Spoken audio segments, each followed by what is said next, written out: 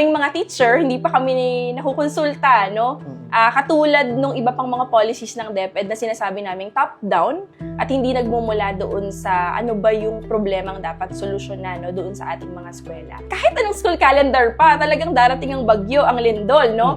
Pero sa kalagayan natin, alarming yung meron tayong 165,000 classroom na kulang. Tila na institutionalize na yung mga online classes kasi nga hindi kayang i-accommodate ng eskwelahan, no? Pag tinignan mo yung transmutation table, pag nakakuha ng 60 yung estudyante, pasado na siya.